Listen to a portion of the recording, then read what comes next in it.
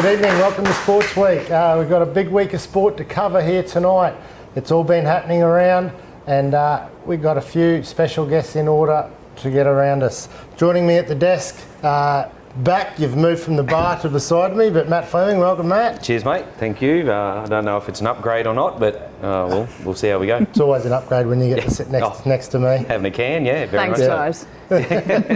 No, we're down Daniel Nimmo tonight. He's struck down with a bad case of man flu. Yeah, I had a bit of a chat to Nimmo this afternoon. I'm pretty sure it's more coming down off a week-long bender flu, not really the man flu. So Okay, yeah, the Masters trip's got a hold of him. Yeah, I think so. We'll have to wait another week to hear all about that. Yep. But sitting up at the bar tonight, Victoria Clark. Vic, how are you? I'm good, Rhys. How you going? I'm well. Big week in sport. Yeah, well, as far as I know. What's been happening on 4BU breakfast in the last 7 days? Oh, look, all about better music and more of it on 4BU, but there's always conversation starters happening, the latest news, and of course a few little drops of what's happening in the wide world of sport as well. Very good. And joining us on the line from Melbourne, he's just had the week at Bathurst, so he could be coming down off a bit of a bender too. But from Grand Ridge Brewing, Jason Bell. Jason, how are you? How you going, Rhys? How's all the crew up there? Yes, very good. How was your weekend at Bathurst? We'll get into it shortly, but give us a quick summary. Mate, pretty exciting. 60th anniversary, and I got to climb that mountain. Very good, very good. We'll get into Bathurst very shortly, but kicking it off as we do each week, our Grand Ridge Brewery highlight of the week. Matt, the last 7 days in the world of sport, what's caught your eye? Without the footies on, it's something a little bit different, and the cricket not being in full swing. But I'm going to stick on similar to my last week with my basketball news and the Tasmanian Jack Jumpers. Only recently, a couple of years in the NBL, back from a lot of years break, went down and done a 2-0 road trip over Sydney Kings and Melbourne United, which two is of the big guns of the NBL. Two of the big guns of the NBL, which have rosters that many other clubs would dream of, and they've gone there and knocked them both off. So a distant relative of mine had a little bit to do with the rebuilding of the Jack Jumpers. So and my best mate's from Tasmania, so kind of a little soft spot for the Jack Jumpers. So was it last year they made the grand final? Or was No, last year before their first year in their first year, third season in. Third season back, yes. Yeah, well, they might be ones to look out for. Yeah, they got. How'd your Bullets go? They got knocked off by Cairns by a couple of points again. I think that's 7 times in a row now Cairns have beaten them. And there was a little bit of controversy, a couple of ejections. A couple of the big boys got a little bit hot under the collar, so a few disciplinary hearings tonight. So does it have the rivalry of like the Cowboys-Broncos type thing? Yeah, Cairns very and much so. Brisbane? Yeah, it is, because it's again little brother versus big brother kind of thing. Cairns is a locally owned association. They're not really owned by a big party, so it's a members sort of a club. So yeah, it's good to see them, go pretty well for what they got. City slippers. Yeah, unfortunately, yeah. Yes. Victoria, what's caught your eye in the last week? Yeah, look, Rhys, I've got coming in from a bit left field this time, for lack of a better term. I feel like I do have to talk about the whole thing with Travis Kelce over in the NFL the past week, 2 weeks, with the rumours that he's started dating, T Swifty. This is starting to get into old news, but the NFL, the hype's died down, and they're starting to, all the fans are starting to be like, once upon a time we were fans of football, and the fact that this bloke who previously had a pretty modest following on his social media in the past couple of days, just simply because of being associated with Taylor, has racked up a whopping record-breaking number of followers on all his social media. People who probably didn't even follow NFL, didn't even know who this guy was. All of a sudden, he's probably one of the most talked about athletes this week or the past couple of weeks. So I don't know. What do you guys think about that? Well, I actually read somewhere that his jersey sales had just gone up some astronomical amount, that they sold all these extra jerseys and all this sort of thing. Oh, he's got his own energy drink, and it's just flying off the shelves. And a lot of the traditionalists are really carrying on and blowing up, because it's all about it's all about him and her. It's not actually about football now and everything like this. So it's he is a Super Bowl winner. Like, you know, him and Patrick Mahomes are a pretty good team, and he has an actual brother that plays in the NFL as well for I think it's the Philadelphia Eagles. So it'd be interesting to see what he thinks, whether he can get on the bandwagon as well and maybe get some extra jerseys out of it. I mean, it all seems to be going well at the moment, and, you know, power to them. And he's getting recognition as he deserves, and the sport and his team are all getting a lot more recognition and followers as well, which is great. But I'm just wondering when perhaps it's going to crest and.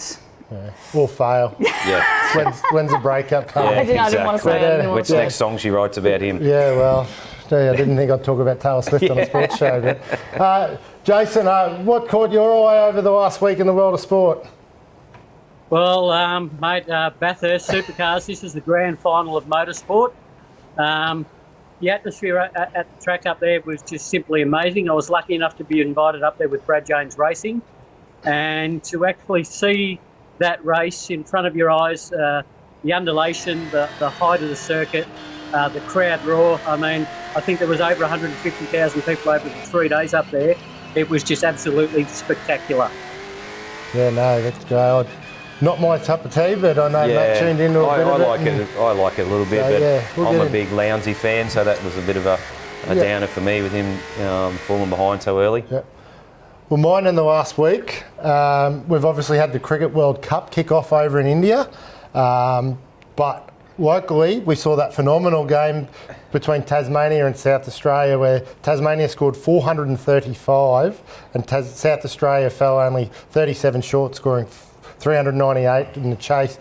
But last night we saw Pakistan chase down 345 and England scored 364. So a lot of big scores coming over there, but then Australia gets a put in on a Bunsen burner and can only manage 200. So you tell me how that works, Slimmer. You watch a fair bit of cricket. Yeah, a lot of talk about them, being in home conditions and making pitches to suit them. Well, when you're getting the other team still scoring over 300, and I just think we're not ready for it. I don't think. I think Australia's a couple of weeks, if not a month behind where they should be going over there. They looked very, very slow and timid in that first. Do you think the Ashes has sort of taken? Yeah, I think the boys have had a fair bit rest too. Some of the big names, and I don't think we're probably going in with 3 genuine fast bowlers is probably not really what we need over there. Yeah. Hard when Pat Cummins is the captain, because Starks and Hazelwood are pretty much number 1 and 2 fast bowlers in one-day cricket.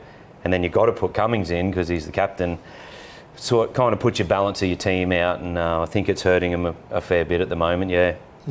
And just on your South Australia, we did see the young fella, Jake Fraser-McGurk, score 130 off about 50 balls, which is the I think he got his 129 balls. Which is a record for one-day cricket, so yeah, that was unreal. Yeah, bit of a Bruce Highway down at Carrolton Oval there. Yeah. But no, you still got to hit him. Yep. So, yeah. All right, we'll get back to Bathurst. Big day on Saturday. Sunday. The great race. 60th year, as you mentioned, Jason. Yeah. The days of the old Commodores are gone, but now we've got the Mustangs and the Camaros on board. Yeah, it's certainly different. I know when I was a young fella, you'd be cheering on Brocky. You'd be cheering on all these people in the locally made Commodore. At the moment, we've got the American cars. So you've got your Ford Mustangs, you've got your Chevy Camaros. And, yeah, this year was the first. And it's by the reaction of the crowd, I think they were quite pleased anyway.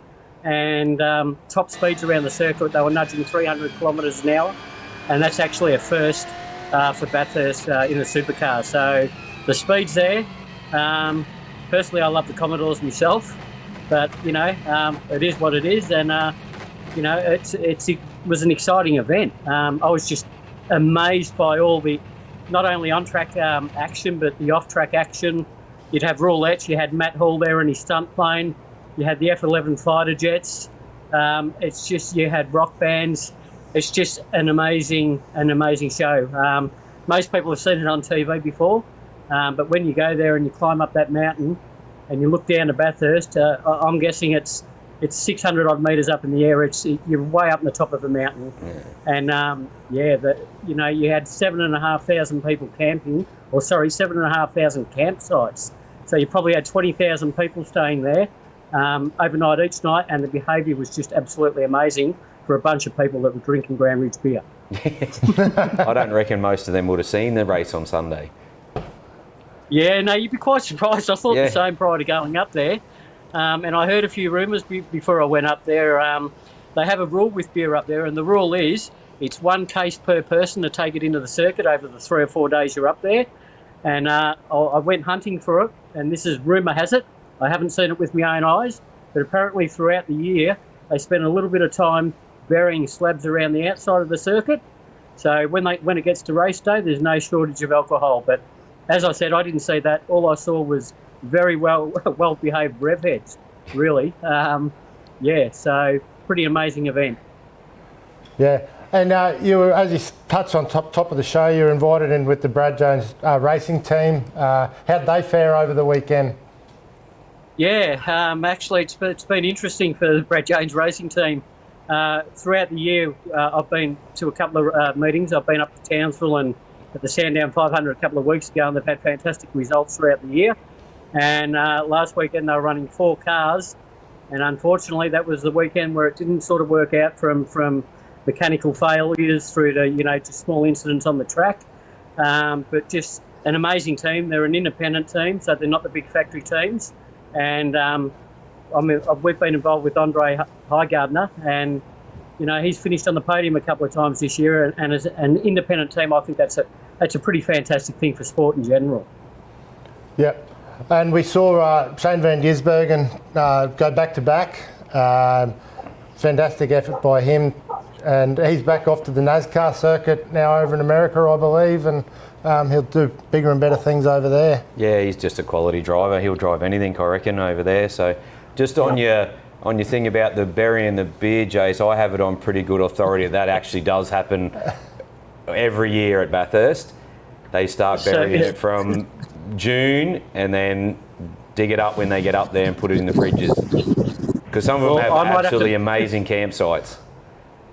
God, I'm going to have to find out where you're putting this beer, mate. It sounds like you've already been up there. I wish. No, never been down there yet, but I had a good mate who's from there who, on good authority, that is the case. Yeah, I believe it might be too. I just didn't see it with my own eyes, but I've heard the same rumour, and it'd be pretty hard to believe one slab of beer lasts these guys 4 days, that's for sure. Yeah, no, it wouldn't be lasting us 4 days. No, definitely one not. Carton of beer. Yeah, no chance. Yeah. Wouldn't even be one day. So the weekend's obviously the grand finale, but it's not the grand finale. There is still a little bit of racing to go between now and Christmas. There is, yeah. You've got the Gold Coast and you've still got Adelaide, but because I suppose this racetrack at Bathurst, it's up through a mountain. It's 1,000 kilometres. It's a long race. It goes for over 6 hours. That's why they call it the grand final. Everybody wants to win it, and so much can happen in that race. From a bad pit stop through to being punted off. It's in the past years you've had people come from the back of the field and win it. You've had people come from the front of the field and win it, and then you get someone like Van Gisbergen that's won it 3 times in the last 4 years. And he's just simply an amazing driver. Yeah, no, it was it's the same as like you said, Lowndesy. He had a bolt come missing out of his gear selector. Gone 20 laps down in the first hour. But he got back out there and they kept on going. But anything can happen. We've seen over the years, haven't we? Like with the Kangaroo, the Rock that Dick Johnson hit all them years ago, and I mean, like you said, with the grand final, it's for the Peter Bock Trophy. That's why everyone rates it as the grand final, because it is such a prestigious event. Yeah, it is. And I think also last weekend we were very, very lucky because it sounds like you've watched a fair bit of Bathurst yourself, but over the years it can be sunny one day and pouring rain the next. And when it's pouring rain at that place, especially coming down through the cutting on the Conrod Straight, there was one time there where half the field ended up in the fence. And this year, thankfully we didn't have that sort of action. But when you're standing up on top of that mountain and you're watching these cars come over the top of the cutting, well over 240 kilometres an hour over that section into the dipper, And you're watching these guys, and seriously, they're 3 millimetres off the wall. I think even Van Gisbergen touched his mirror a couple of times on the wall. So it's precise driving, and the television doesn't really show it, but they're sliding the car right out to the edge of the track. So it's actually breathtaking as a spectator. I couldn't imagine what it'd be like to drive around there like that. It must be just incredible. Yeah, well, you were talking to us on air, off air, just before we kicked off, that you did manage to do a trip around the track in a car. Not at 300 kilometres an hour, but no, 260. We were up there. I was pretty lucky a couple of weeks ago at the Sandown 500. On the Monday, Andre Highgarden bolted a front seat literally into his race car from the Sandown 500. Took us out for a few laps around the circuit, and the sound of those cars when you're inside of them and going along Dandenong Road, adjacent to the Princess Highway at Sandown, they're doing 260 kilometres an hour. Was quite amazing, and to be in a car with such a talented driver was just such an opportunity, and I'm just so thankful for that opportunity. Yeah, no, it's great. It's certainly one thing that'll be a life experience to jump in one of them cars and do a few laps. I know my dad told me on the weekend he's actually driven around it with his caravan behind him, so that's just what he does. Yeah. Well, maybe they need to do it. Maybe they need to do a bit of caravan racing there, mate. You might have to mention that one. I've seen that. It looks fun. Oh, yeah, there we go. Caravan racing. No. All right. Well, we're going to head to a break. Thanks for your time on talking on Bathurst, and we'll catch up soon, Jason. Thank you, guys. You have a great time. Cheers, mate.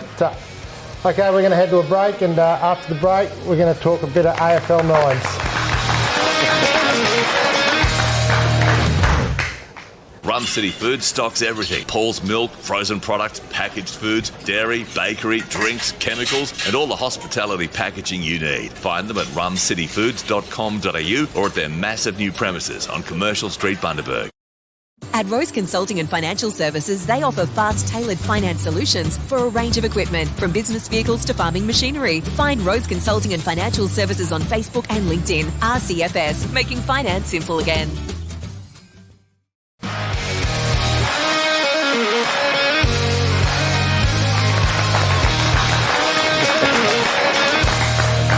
Welcome back to the show. Okay, it's time to talk a little bit of sport around the region, a few different sort of sports, and we're going to kick off with the All Abilities Futsal. The Hervey Bay Humpbacks, yes, that's right, the Hervey Bay Humpbacks have played a game against the Brisbane side, and we caught up with their captain to see what it's all about. Tonight we are launching our first ever for Queensland and Hervey Bay, our first ever All Abilities Futsal League. In this league we'll have 4 teams. We have the Promelius Humpbacks, which is sponsored by Promelius. We have the Whale Song Humpbacks, which is sponsored by Whale Song Cruises Hervey Bay. We have the RSL Humpbacks, which is sponsored by Hervey Bay RSL, and we have the Advanced Tree Works Tree Loppers, which is sponsored by Advanced Tree Works. And this evening is our first competition games in our own league. We've been working toward this for about 2 years. We started with 5 members and barely able to build a team, to tonight where we have 4 great big teams of we have a club of 20 all round. Yes, I'm excited about our upcoming games tonight. I am also excited we have been invited to again participate in a yearly shield that we participated for the first time last year in with Tag 5 in Brisbane, and we'll be travelling to Brisbane to contest that again next year or defend our title. We won the shield last year, and also we have just been invited to hopefully, if we can afford it, go to Nationals in Sydney in January. It's important because we just needed I wanted somewhere where all abilities could play, and I found myself wanting to play rugby league. And with my support workers' advice and my advice, and doctors' advice, we decided that rugby league wasn't a good sport for myself, for my fitness, because I have a heart condition and my joints can dislocate, different things like that. And if I was to get hit in the chest by a head knock or by a knee or anything, I could very well injure myself. So we decided on futsal would be one of the games. I came in for a trial match in the men's, and we thought men's would be too exceedy for me, too strong. So I was offered to start my own futsal team. And within that, we started off with, in a week of me being asked to, Pete and Kev here offered for me to do my own futsal team. And I started with 5 members that was made up of 3 people that have disabilities, support workers, and some were the support workers' children as well.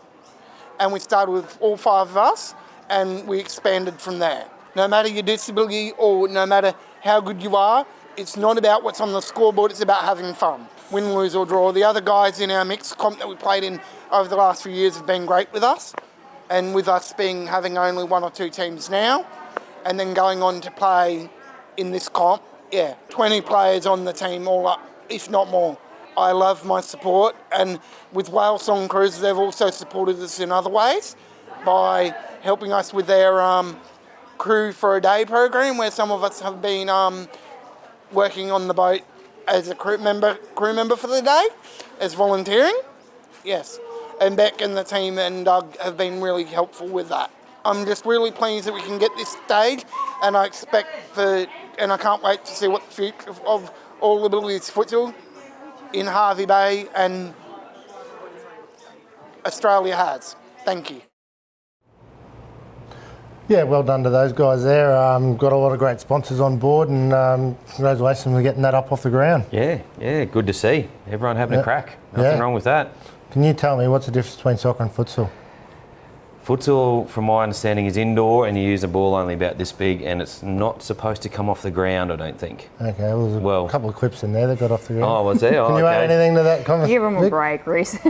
Yeah, look, I think that's really awesome, and to have built up a really strong team within 2 years from scratch, I think that's fantastic.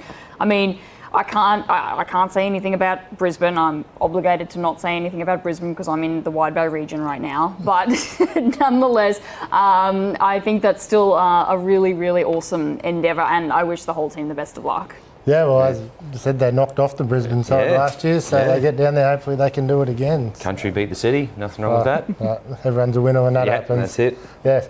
Okay, moving along, AFL Nines is about to kick off in the next couple of weeks. They had a launch yesterday afternoon, I believe. So we got out there and we caught up with Braden Krebs and Kristen Abbott. Well, a lot of people struggle with this, but it's actually a non-contact, fast-flowing form of the game. With 9 people on the field, a shortened field, about 100 by 50 or a little bit less, and you have to have at least 3 ladies on the field at any one time. And there's also tactics involved because the ladies get a 9-pointer if they kick a goal in the forward zone rather than 6. This is my 4th year now, 3rd year that I've been captain, so the last 3 years I've put together a team, and so 3rd year now and looking forward to it. So it's basically just a condensed version of AFL, so non-contact, 9-a-side, much smaller field, and whilst the rules are a little bit different, the skills are the same. It's more just, as I said, a condensed version that allows us to focus on our skills as opposed to, being agile, all that sort of stuff, not having to run full length of the field. And a lot of us play to sort of do something in the off-season from AFL just to sort of, hone in on those skills. At the moment, I've got 6 competitive teams and 5 social teams, so it's going to be a bit of fun working out the draw with the. But look, we're going to have about 150 players. It's maximum 15 players on a squad.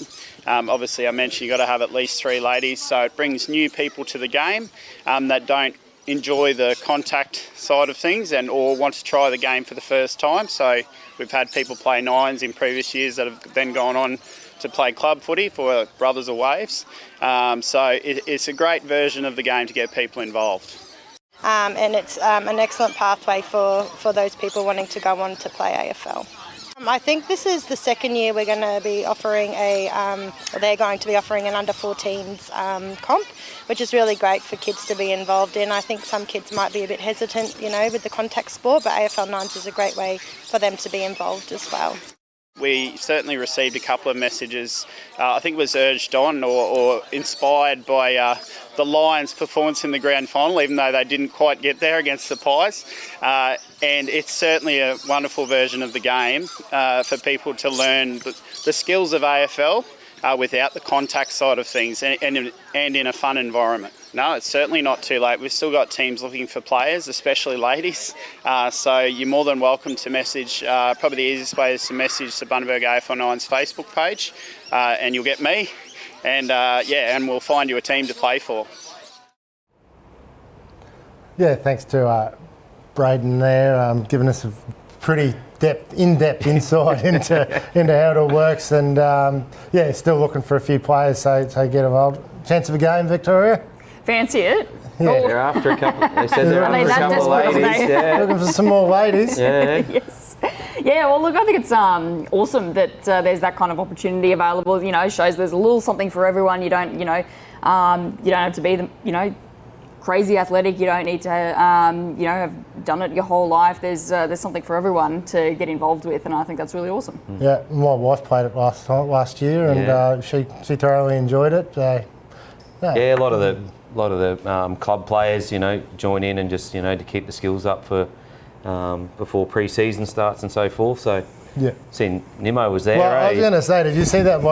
Looked like he was flexing in the background. Yeah, that's there. just Nimmo. He flexes in his sleep. I swear he does. But he must have gone down pretty quick after yesterday. Well, that obviously. was yesterday, and by today he couldn't make it to the show. Well, we'll have to do some investigating there. It might be an investigation. Yeah. He was just waiting for that camera to pan. I reckon he positioned himself just over Braden's left shoulder there too. Yeah. He knows where to find the right spot and the camera. Yes. No, so mate, get on there and if you want to have a game of the AFL 9s, it's very, very social and get around it. Yep. All right, it's competition time, Vic. What do we got this week? It is, Rhys. So we've got our usual big competition open to anyone to enter. $5,000 worth of prize money is to be won with the Heavenly Holiday Homes, sponsored by Sport Week, Heavenly Holiday and our very own Grand Ridge Brewery. $5,000 going towards accommodation at any of the luxury homes in Queensland and Victoria.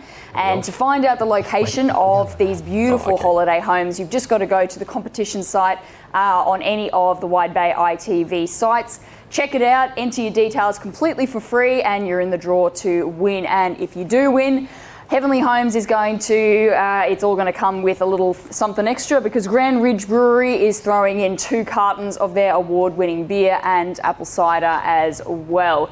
Now, if that's not quite what you want to go for, we've also got little coupons here, $20 worth of coupons to Freshfields Bakery, and they're all going to our wonderful live audience members tonight. So thanks so much, guys, for joining us this evening. You're all walking away with a coupon to Freshfields Bakery to use whenever you like. Now, that's not all though. We do have one final competition which we're going to get into later in the show. So I'll hand back over to you for now, Rhys, but sit tight. There is still one more big prize to be won later this evening. All right, sounds good. We're going to head to another commercial break, and after the break we're going to talk all things local cricket, including round 1 of the Aussie Bundy Big Bash. We'll be right back.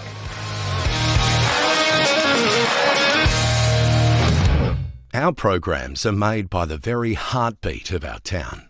It's our people that make our programs about us and what we do. From an early morning Anzac Day service to local sport, lively conversation about the game, to local music and the food we grow. Our people watch our locally made programs starring us and what we do. Your business can reach our audience in several very cost-effective ways.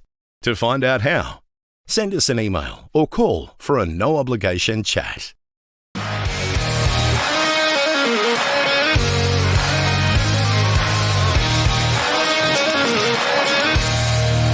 Hello, welcome back to the show. Okay, Friday night saw the first round of the Aussie Bundy Big Bash Season 6 for 2023-24 season. Was a T10 double header extravaganza, I think we could call it, Matthew. But a couple of good games of cricket. Yeah, it was something a lot different as we spoke about last week. No one really kind of knew how to take this concept, really know how to attack it, I suppose. I think. We saw one bloke attack it in the first game. That was Adam Posibon. Oh yeah. 32 off 13. Yeah. Scotty Irwin got a first ball there. Yeah. But Pos sort of seen him pretty good. He just sort of got into his groove here and got it going. But I think he might have got tired because he hadn't batted 13 balls for that long. And then got out. So, and then what about that for a catch? Oh, catching out Ryan Norton first pill. That was So we're getting Vikings 7 for 86. Adam Posibon had 32 off 13 balls, and Trent Seeds and Mitch Waters were 2 wickets each for the Taipans. But they were chased down 6 for 87 in the second last ball. With Luke Solano top scoring with 41. But Jeremy Hacksmith, 2 overs, 2 for 1. So Taipans really scored 86 off 8 overs. Yeah, and it just shows, even though it's 10 overs and it's kind of, crash and bash, someone just anchors the innings like Lukey there and holds one end up. Yep. He still scored at 41 off 27, and then lets the other guys play their way. And, it was probably that game where it showed, what do you do first? Do you bat? Do you bowl? Yeah. Who you bowl at the right time. I think it was a good learning experience, I think, for Scotty Irwin as a newish captain that doesn't sort of play all the time to know the players, when to bowl, who to bowl at the right time. So it sort of shows that you do sort of need to know what everyone can do, and what, especially in that, when it was, and you'll talk on that as well, when you looked after your guys. Yeah. How quick it goes and how you got to get everyone into the right positions. Yeah. So Taipans coming away with a 4-wicket win there, with 1 ball to spare. And after that conclusion of that game, we caught up with Mitchell Waters from Taipans. Always good to get a first win. Taipans 1-0, especially against the caravan rivals of Vikings. Yeah, everyone was up for the rivalry against Vikings tonight, and obviously the first T game, I think, probably ever to be played on Sols Oval, so everyone's trying to find their way, and we just got there on the second last ball, I think. Yeah. First game of T10 cricket, as you said. How did you find it? Something different? It's obviously very short, but how did you find T10? Yeah, definitely probably a batter's game, being a short boundary this end. So I pulled rank being a senior player and bowled the other end. So I was pretty covered there. But Adam Pos got me for a few early, and I ended up for a couple of wickets. But I think it's all about just trying to get those dot balls, create pressure in the field. And as a batting unit, we bat quite low, and it was just the same again. If you're not finding the middle of the bat, get down the other end and find a way to let the hitters have a hit. So you were chasing 87. Did you think that was that competitive score? We saw the second game chasing 70 and they couldn't get there. Did you think 87 you could get that? 87 was definitely, I reckon, a good total to chase. We definitely didn't really know we were going to make it or not, especially being the first over when we were batting was a wicket maiden. So you might as well say we scored 87 off 9 overs. So it was very good, well done by the Taipans. Yep. 2 weeks' time you play the Pies. They'll be coming off a loss, they'll be smarting off a loss, but confident you can go 2-0? Oh, look, I think so. We were actually missing, I think Steely's out for the next game. So we're going to debut a captain for the Taipans that hasn't happened for a few years. So hopefully 20 over format, we all click on and off the field, and we get another win and go from 2-0. Yep. Right, good luck. Thanks for your time. Thanks, Rhys. Cheers. And then after the game, we caught up with their happy fill-in captain. Chris Napper was filling in for Arden Lankowski, and we caught up with Chris. First week being the T10, something different? Yeah, T10 was really good, really exciting. It sort of ebbed and flowed quite quickly, being 10 overs. So really happy with the effort with the boys today, considering where we started off from. Yeah, I was going to ask, you were down a few troops early, or down a few troops altogether, but especially missing Arden and Sam, to get a win without those guys be very pleasing for your squad? Definitely, they've got a bit of quality and experience amongst themselves. So getting those two boys back is going to help us and propel us moving forward in the season. Your run chart, or your setting in the run didn't start real well. 1 for none, then 2 for 4 or something. But managed to get to 70. Do you think you had enough? Yeah, I think 60, 70 is going to win a lot of games of T10 around Bundy, sort of that runner ball stuff. So we did well to get to that sort of stage, and then the boys really backed it up with the ball and in the field. Yeah. And then in return, Pies were off for a bit of a fire. I think they were 33 off the first 3, and just that continual fire of wickets probably got us home in the end. Yeah, exactly. They were getting the boundary balls, and we weren't hitting our spots, but we were still taking wickets. So whenever you're taking wickets, it's always going to keep you in the game and getting a fresh batsman at the crease. Next game, looking forward to that. Next Friday against the Vikings, I think. Yep. So Vikings next week. They're coming off a loss, so you're looking to be going 2-0. Yeah, it'd be lovely to go 2-0 and get off to a really good start and put us in a really good position to get back into the grand final this year. So hopefully carry some momentum towards next week. Well, good. Thanks for your time. No worries. Thanks, Rhys. If you can bank the wins early in this competition, it helps you in the back end, doesn't it? Yeah, definitely right. Because as we all know, getting into November, December, Christmas parties and a lot of other crickets on, people miss games and so forth. So yeah, good on them. And then the second game, Better Heat was sent into bat first and managed 7 for 70 after they were 6 for 31. Pies probably let one slip there. Pat Marshman came out and scored 27 off 15 deliveries. Patrick Power for Headlands Pies took 2 for 5, and in return, Pies was sort of cruising, but just sort of lost wickets at irregular intervals. Ollie Horn took 3 for 12, but they fell 6 runs short. Could only manage 7 for 64, and a little bit disappointing, especially after the start. Yeah, no, you definitely started off well, and your debut as a Pies captain, I suppose. How did you go with the 10-over format? It was. I mean, you started off well, catching Nordo out first ball. He was probably going, I've hit that to Rhys, I'm safe. No, but don't drop him, Matthew. Don't drop him. Foot either side, it was probably 4, but. As you said, it was very quick. It was, you had to be on the ball and keep up with the speed of play and make sure you had your fielders in the right spot, and especially if you had to change a batter and you had plans for each batter and whatever else. I suppose, keeping the outfielders watching you as well and making sure they're getting into the right positions and that really run out concentrate. Certainly didn't help. Najitha getting run out there and a little bit of a mix-up. We were sort of cruising at that stage. We were sort of 2 for 20 in the second over, and we just lost a few wickets along the way here. Pope just hit one to cover, a good catch there by Ryan Norton. But a couple more like little spooners, so. But it was good for the experience, and I think everyone got a bit out of it, and there was plenty of balls, plenty of sixes for the crowd. The $1,000 crowd catch is still in live play. Still in live play, So if anyone takes a catch, if you get to a Big Bash game and take a catch in the crowd, you'll go in the draw for $1,000. Guaranteed at the end of the season, someone will win that. If you're the only one that catches the ball in the crowd, you're guaranteed the $1,000. Yep. But otherwise, you'll go into the draw to win the $1,000. So get out to the Big Bash and get your hands on one in the crowd. Yeah, very much. Try and take a catch and maybe sample some of the good tucker in the canteen. Yes, the tucker. It went like hotcakes. Yeah, adds as specials. Butter chicken and rice and lamb curry and rice and spring rolls, just hotcakes gone out the door. I heard at one stage it was only about halfway through the evening that sold 100 containers.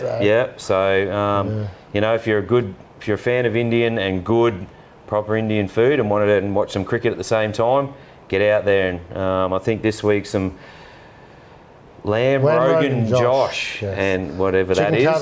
Chicken carbonara, But there's plenty of other food as well. Steak burgers from the vets. Bit of a curry fan? Gets you out in cricket for a curry? Never say no to a curry. Who's the caterer, Maddie, in case anyone's wanting to know? Ads is our canteen convener. She also looks after us at the Waves Footy Club as well, Aussie Rules. So, and she cooks it all, genuine from scratch. And I'm not a fan of it myself. I don't eat it, but it smells delicious. But from what I understand, everybody loves it. Good on her. And yeah, that is a big job every week. Yeah, she spends pretty much all day Friday out there getting it organised. So yeah, she does a good job. Yes.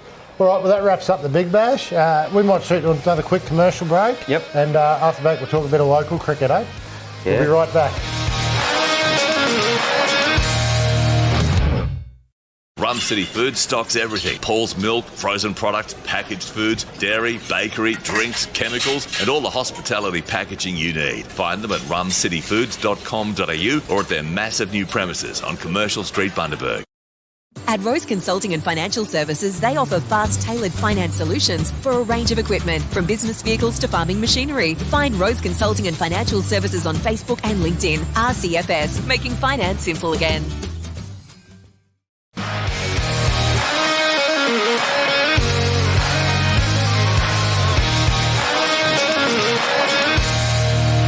Welcome back. Okay, we're going to talk a bit of Rum City Foods senior cricket, or senior and junior cricket competitions. Juniors had their first week of cricket. President Matthew. Yes. Clear that now. Change your hats. Yeah, change hats. Yeah, you got down to the flats early Saturday mornings. Catch a bit of the action. And yeah, it was okay. Hope most things went pretty smoothly. Had a couple of little technical issues for the first week, but that's all to be understood. Yep. Changing to a new scoring system and so forth. So yeah, no, I think the grounds were good. I think there was plenty of runs scored, and hopefully all the kids had a great day for coming back. Yep. All right. Well, we'll kick off with some Division 1 cricket. They were round 3. Division 1 East 166. Young River Felsted top scored with 39 for brothers Pat Marshman and Harry Kurakowski with 3 wickets each. But in return, they were chased down by brothers, 6 for 186, with Luke Solano continuing on his form from Friday night with 64 and Sam Pearson with 33. So Lukey Solano in a fair bit of good touch there at the moment. He's just out there batting. He's just doing the little things right. I watched a bit of that, the start of that game, and River unfortunately was run out off the bowler's hand from Jesse Richardson hitting a straight drive. He was looking really good. They were going along very well at that stage, and then lost 5 real quick wickets after that. No one really wanted to hang around, which probably cost them probably 20 or 30 runs in that game. So probably if they get that 200 mark, then they're well in the game. They were actually going along real nice. And the other game at the back, North's 8 for 232.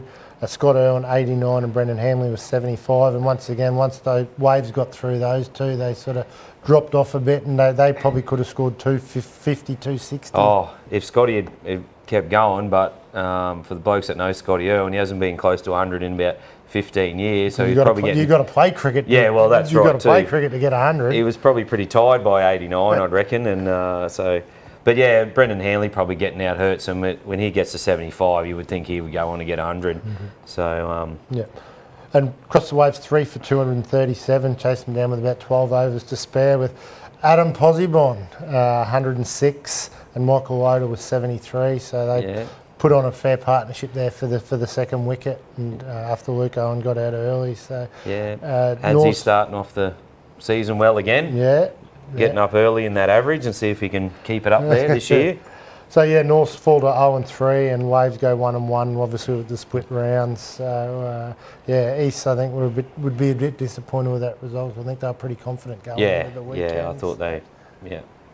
Division 2 East defeated ISIS in a hotly contested game, and the other game ATW 4 for 258. Young Ryan McLean with 106 not out. First senior 100. He got one in juniors, but first senior 100. And Kynan Hard chipped in with 34, and in return, across the ways, Bold Brothers out for 184 with Scotty Ormond 84. He got his first 50 in round 1. He's now got his second 50 2 weeks later. So. From what I understand, he hit a 6 on top of the change rooms, and the ball got stuck in the gutter. So they had to get the clubhouse. Had to get a into the wind. Had to get a new ball for that. Ball. So and Brodie Coates 3 for 34. Just continuing his good form in the young scroats. Yes. good young kid. Yeah, Division 3, North's 133, but they were defeated by Brothers 8 for 172. Josh McGuinness with a good return of 50 and 3 for 37. ISIS 89, Wes Bramley and Jack Ford with 3 wickets each, defeated by East White 5 for 91. Young Lex Webster with 50, Division 3 Player of the Year from last year, and Andrew Santa Catarina with 3 for 12. Wow, big Roo. 3 for. And the other game, last game of the weekend, ATW 9 for 201, with Scotty Rubb with 45, but they defeated East Black 159, with Jackie Clyden 5 for 27. Big Jacko. So He well done kind of Jack. enjoyed that, I reckon, eh? Yes, I think he did. Yeah. Just a little side note, Across the Waves had 5 under-16 players playing Division 3 on the weekend. Yeah. So well done to those guys getting that bit of experience. I think there was a few guys, I know Jackson Hill played juniors for Brothers in the Morning in Division 3, so there's a lot of those under-16 guys that are backing up. Yeah, it's good. Senior It's, cricket. you know, nothing beats a good bit of experience playing against some older heads, eh? Like, you know, teaches them how to dig in, you know, play a little bit different. It's not the same as, you know, playing against their same age group. So, you know, good on them kids for having a crack at it. Yep. Hopefully they keep going. Yep. And as we touched on just before, the first round of the Rum City Foods junior competitions, Winston Maryborough, in under-16s, Winston Maryborough over ATW, with young Harry Marie from Maryborough scoring 109. The North Knights defeated North Talons, and Brothers defeated Harvey Bay. So, yeah, good wins there. And under-14s, Winston Maryborough over East. Brothers Inline Cabinets won the Battle of Brothers against Brothers Pete Wild Concreting, and North Bears defeated Harvey Bay. So, yeah, North Bears, I think they played in the grand final last year, so I think that's got a bit of a core group of boys there. Yep. And the under-12s, Brothers Hooper Painting Contractors defeated Brothers Dental Excellence. North Strikers defeated East. North Avengers defeated Brothers Beats 365 with young Ryan Ballum with 62. So Wow. Name David and I had mentioned a few times on the cricket show last year. Yeah, So, good young kid, isn't he? yeah. Always got a bat and ball in his Yeah, hand. loves it. Loves his cricket. So all in all, in the cricket season so far, from Yeah. the president, everything's tracking pretty smoothly. Yeah, not too bad. You know, I think, you know, the weather's been a little bit unkind with the wind.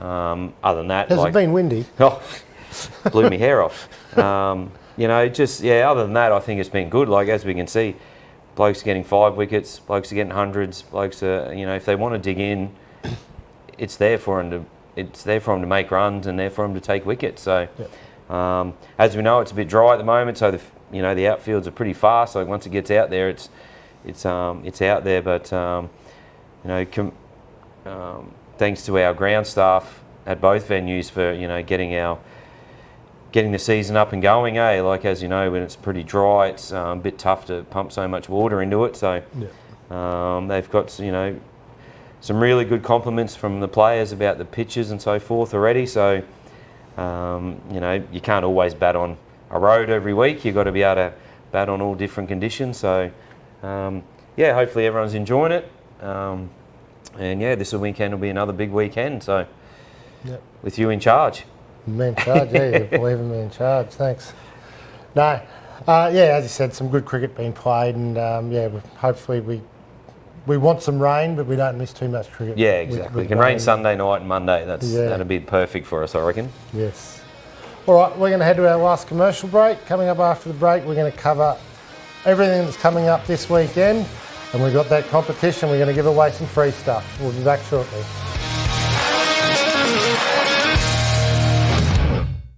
Rum City Foods stocks everything. Paul's milk, frozen products, packaged foods, dairy, bakery, drinks, chemicals, and all the hospitality packaging you need. Find them at rumcityfoods.com.au or at their massive new premises on Commercial Street, Bundaberg.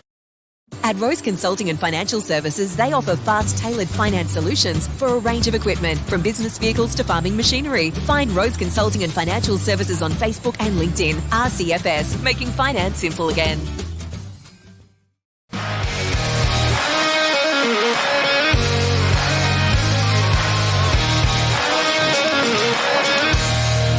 Welcome back. Okay, it's time to talk everything coming up in the next week of sport. As we've seen in the last couple of days, AFL Trade Week has kicked off. Been running your eye over that much? Yeah. A few names have popped up where we talked last week that they're going to get over the line. A few that, Brodie Grundy going to Sydney. Yeah. That's a massive win for the Swans, and I think we said that last week. And Tom Doedee coming up to the Brisbane Lions. I know Paul last week was a bit hesitant, thinking whereabouts he might play, but I think at 26 he only is. I thought he might have been a bit older, but I think he might slide, into the back six or, somewhere there for us and be really handy. So still a few big names out there, but going either way. Ben Mackay went to the Bombers. The Bombers.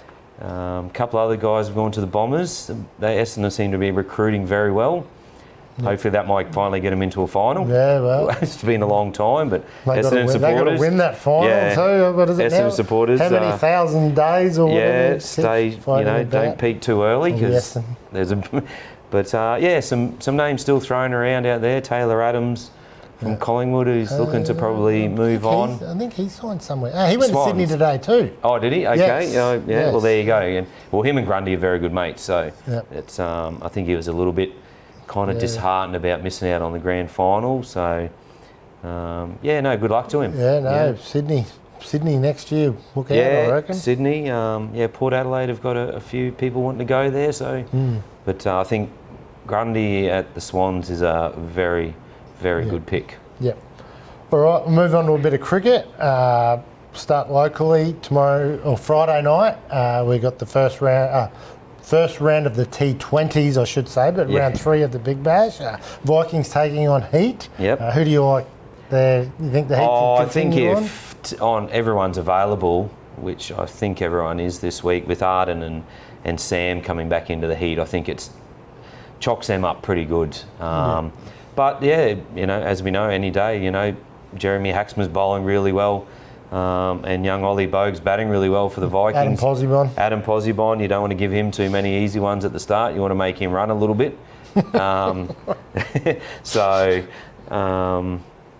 be a good game. Unfortunately, I won't be there to see it this week, but I'll keep track of it. You're keeping your Heat hat on. Well, I'm going to put my Vikings hat back on and stick with them.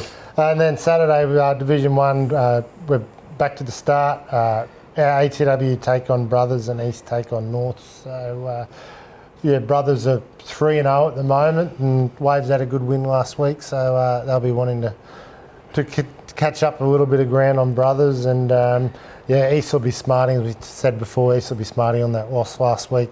They get Arden back and a few troops from that, especially with Ollie, their import over here now. They'll be wanting to get back in the winner's circle, and North will want to break their ducks. So. North after their start last week, I think they'd be a bit the same. They'd be thinking, we could have really made a better go of that game. So, and as we know, Waves, they haven't beaten Brothers the last three times they've played them. So, if you're in the grand final, so they'll be smarting a little bit, and they'll be wanting to probably try and get one up on top of them early. So, well, I think Waves are full strength once again. So, plenty of other cricket action in Division 2 and Division 3 between Salter Oval and Kendall's Flats during the afternoon.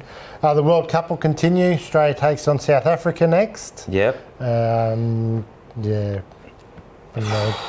South Africa 50-50, isn't it? 3 blokes got 100 last game off not too many. They're a pretty red hot side, South Africa. And I think they play those conditions a lot better than what we do. So we take on them, and that continues. I think there's a game every night. So it's like Christmas 5:01 every night. Yeah, exactly.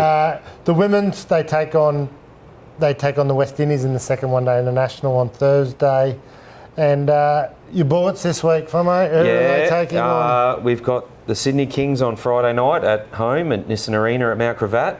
Hopefully that should be a big bumper crowd there. And then we've got to travel to the dreaded Melbourne United on Sunday. So Sunday afternoon on Peach.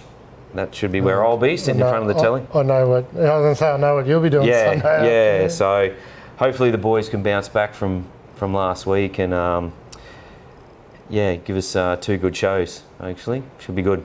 Yep. Righto. There's plenty of other sport on around the place as well to keep an eye on. So I'm sure the European Cricket League will be going somewhere on somewhere.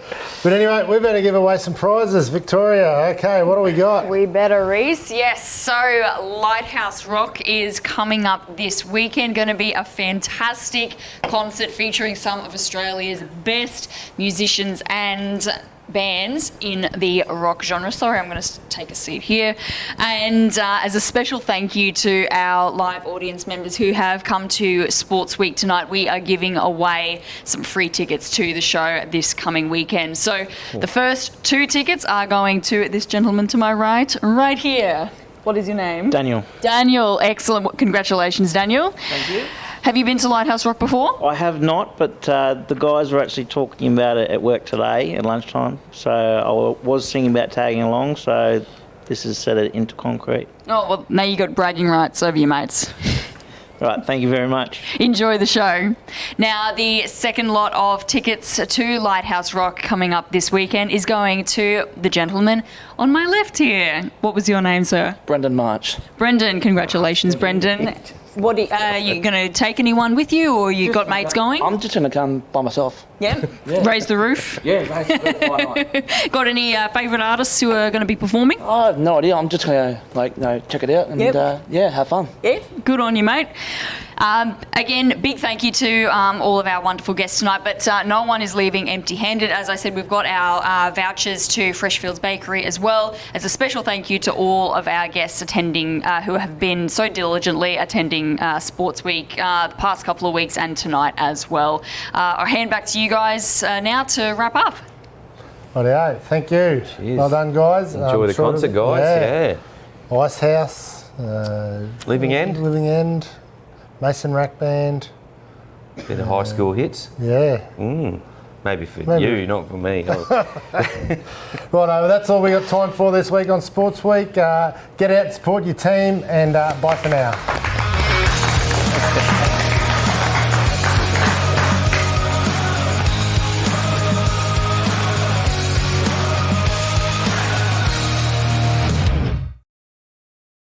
This is the QITV network returning locally made programs to the Wide Bay, Central, North and far north of Queensland.